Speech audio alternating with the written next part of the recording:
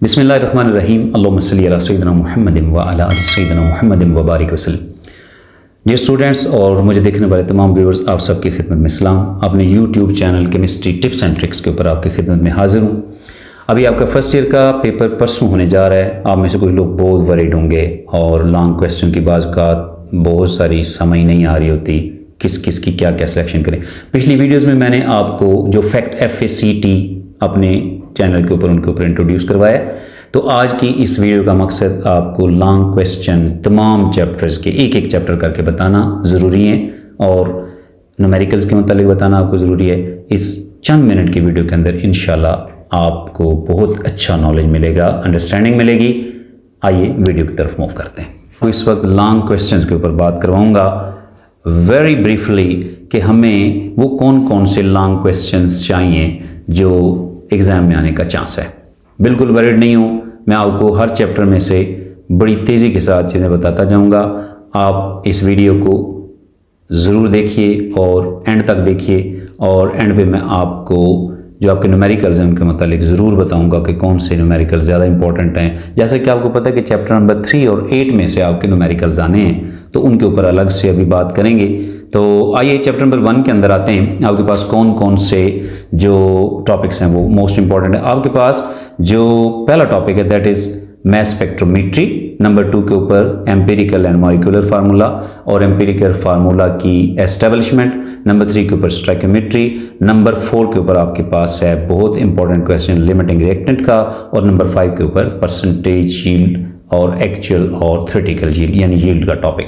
ये 5 main topic हैं जो आपके फर्स्ट चैप्टर में। चैप्टर नंबर 2 आपको पता है कि आपका स्किप्ड है इन द सेंस कि लॉन्ग क्वेश्चन उसमें से नहीं है।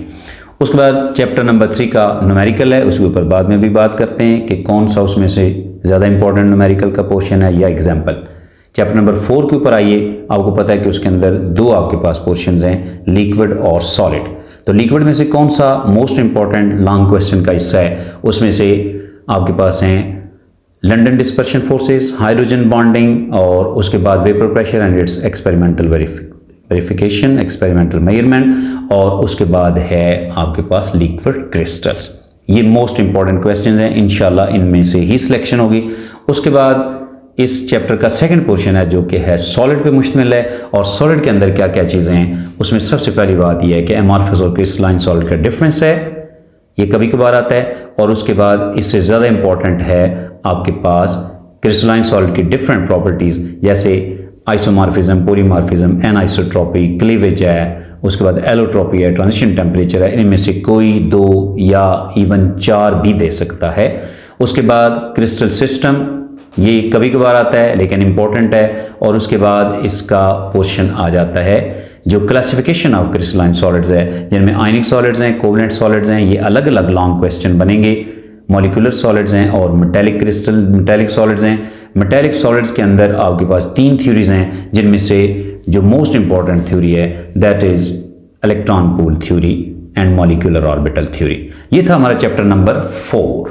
तो उसके बाद आइए हमारे पास चैप्टर नंबर 5 की बात करें। इसमें से बहुत सारे लॉन्ग क्वेश्चन बनते हैं। पेयरिंग के हवाले से आपको पता है कि 1 और 5 का पेयर बनता है। 1 आपका तैयार है। 5th के अंदर आ जाइए, तो 5th के अंदर आपके पास इलेक्ट्रॉन की डिस्कवरी 1, प्रोटॉन 2, न्यूट्रॉन 3।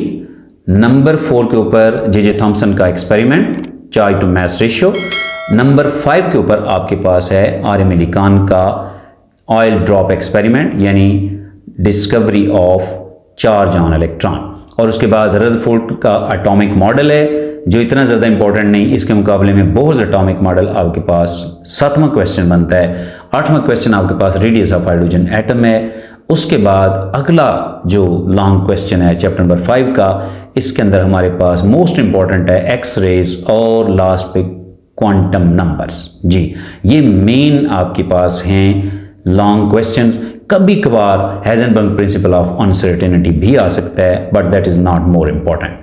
उसके बाद चैप्टर नंबर 6 के अंदर आइए, लंबा सा चैप्टर है। जिन लोगों ने इसकी सिलेक्शन की हुई है आपको पता है कि चैप्टर नंबर जो 6 है इसमें कई थ्योरीज हैं, तो इसके लॉन्ग क्वेश्चंस के ऊपर बात करें तो इसमें से लॉन्ग क्वेश्चन पहला है आयनाइजेशन एनर्जी का, सेकंड आपके पास इलेक्ट्रॉन एफिनिटी, उसके बाद आपके पास थ्योरी स्टार्ट हो जाती हैं। वेस्पर थ्योरी के अंदर अपने कई लॉन्ग क्वेश्चंस हैं। मिसाल के तौर पर write the postulates of VSEPR theory, इसको एज ए लॉन्ग क्वेश्चन लिया जा सकता है and explain with the help of an important example.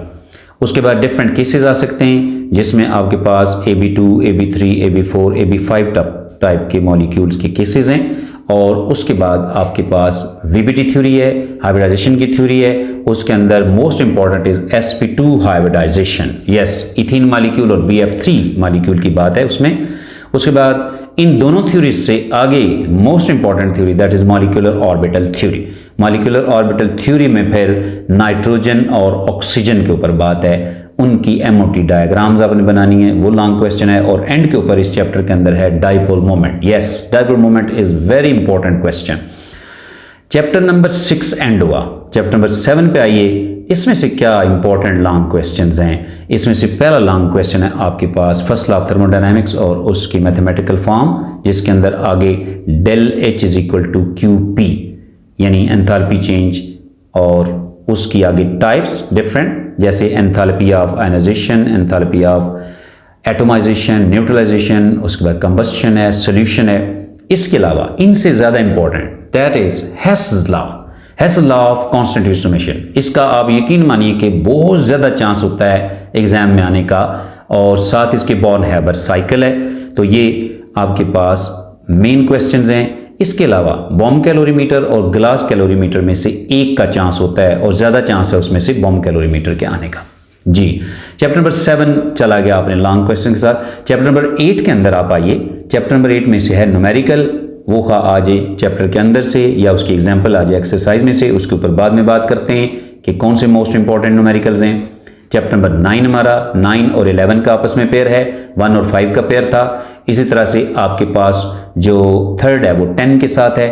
उसके बाद आपका 6 और 7 का पेयर है, और उसके बाद आप नेक्स्ट मूव कीजिए तो आपके पास जो थर्ड का कॉम्बिनेशन है वो है 10 के साथ। उसके बाद आपके पास आता है चैप्टर नंबर 4 8 के साथ आता है, और उसके बाद 6 और 7 का कॉम्बिनेशन है, और 9 और 11 का कॉम्बिनेशन है। चैप्टर नंबर 9 के अंदर आइए। चैप्टर नंबर 9 में से लॉन्ग क्वेश्चन के हवाले से रॉड्स लॉ आता है फॉर 2 वोलेटाइल कंपोनेंट्स, और उसके बाद आपके पास जो मेन क्वेश्चन है दैट इज कॉलिगेटिव प्रॉपर्टीज, और उसमें depression of freezing point, elevation of boiling point, उन दोनों के ऊपर बात है। उनकी एक्सपेरिमेंटल वेरिफिकेशन है, एक्सपेरिमेंटल डिटर्मिनेशन है। ये मेन आपके पास आते हैं लॉन्ग क्वेश्चन चैप्टर नंबर 9 में से। उसके बाद चैप्टर नंबर 10 के अंदर आइए, that is very important chapter electrochemistry है। इलेक्ट्रोकेमिस्ट्री में से सबसे इंपॉर्टेंट टॉपिक है आपके पास galvanic cell, standard hydrogen electrode, 2 चीजें होगी। तीसरे नंबर के ऊपर आपके पास ऑक्सीडेशन नंबर मेथड से इक्वेशंस को बैलेंस करना, चौथे नंबर पे आयन इलेक्ट्रॉन मेथड की मदद से इक्वेशंस को बैलेंस करना, और उसके बाद स्टैंडर्ड रिडक्शनल पोटेंशियल सीरीज 5वां क्वेश्चन है, और उसकी एप्लीकेशन इसमें शामिल हैं। और छठा मोस्ट इंपॉर्टेंट लॉन्ग क्वेश्चन उसमें से है लेड अकोमुलेटर, और 7वां आएगा दैट इज फ्यूल सेल्स। जी 10 हो गए। 11th चैप्टर के अंदर आइए। 11th चैप्टर में आपके पास आ जाता है हाफ लाइफ और उसका relationship with order of reaction. उसके बाद ऑर्डर ऑफ रिएक्शन भी लॉन्ग क्वेश्चन के अंदर आ सकता है। Measurement of rate of reaction उसका आपके पास लॉन्ग क्वेश्चन है। और उसके बाद factors affecting the rate of reaction में खास तौर पर टेम्परेचर की बात, जिसमें आर्हीनियस इक्वेशन है। और उसके बाद लास्ट पे जो इसके अंदर लॉन्ग क्वेश्चन है that is catalysis, very important catalysis. यूं ये आपके पास थे लॉन्ग क्वेश्चन जो मैंने आपको बताए। तो डियर स्टूडेंट्स, आपके पास क्वेश्चन जो न्यूमेरिकल के तौर पर आ रहे हैं वो चैप्टर नंबर 3 की एग्जाम्पल्स में 6, 7, 8 को ना स्किप कीजिएगा, इनमें से चांस मौजूद है। और उसके बाद आप एक्सरसाइज के अंदर आ जाएं तो एक्सरसाइज के अंदर हमारे पास जो क्वेश्चंस चल रहे हैं उनमें आपकी टेक्स्ट बुक के ऊपर पेज नंबर बन रहा है 80, और इसमें आपके पास जो डिफरेंट टाइप के क्वेश्चंस हैं ये आपने स्टार्ट करना है 18, 19, 20, 21, 22, 23 एंड 24। जी ये लास्ट वाले जो आपके पास 7 क्वेश्चंस हैं इनमें से इंशाल्लाह क्वेश्चन सेट होगा। और इसमें जो क्वेश्चन नंबर 21 है उसमें डिफ्यूजन के क्वेश्चंस हैं न्यूमेरिकल, उनमें से कोई एक न्यूमेरिकल आएगा। जी, नेक्स्ट हम मूव करते हैं, हमारा चैप्टर नंबर 8 है, उसके न्यूमेरिकल्स के हवाले से बात करते हैं। तो उसमें आप याद रखिए कि सॉल्युबिलिटी प्रोडक्ट का न्यूमेरिकल, सॉल्युबिलिटी केएसपी फाइंड करना, और उसके बाद केएसपी दिया गया हो तो सॉल्युबिलिटी फाइंड करना, ये दो बहुत इंपॉर्टेंट एग्जांपल्स हैं। इसके अलावा आपके पास मौजूद है जो पफर सॉल्यूशन का जो न्यूमेरिकल्स हैं, दो मोस्ट इंपॉर्टेंट, ऐसी दोनों एग्जांपल्स टेक्स्ट के अंदर भी हैं और एक्सरसाइज के अंदर भी हैं। तो बफर्स की एग्जांपल्स और केएसपी वाली जो एग्जांपल्स हैं सॉल्युबिलिटी प्रोडक्ट की, इनको काइंडली नहीं छोड़िएगा, इनमें से बहुत ज़्यादा चांस होता है। इसके अलावा आपके पास क्वाड्रेटिक इक्वेशन वाला जो न्यूमेरिकल है, क्वाड्रेटिक इक्वेशन जिसमें इस्तेमाल हुई है, यानी एसिटिक एसिड और इथाइल अल्कोहल का जो कॉम्बिनेशन है और उससे इथाइल एसीटेट और वाटर बनता है, वो वाला न्यूमेरिकल भी बहुत इंपॉर्टेंट है। जी, तो ये स्टूडेंट्स मैंने आपको अपने एक्सपीरियंस की बेस के ऊपर और अच्छी खासी स्टडी के ऊपर आपको गाइडलाइन दे दी है।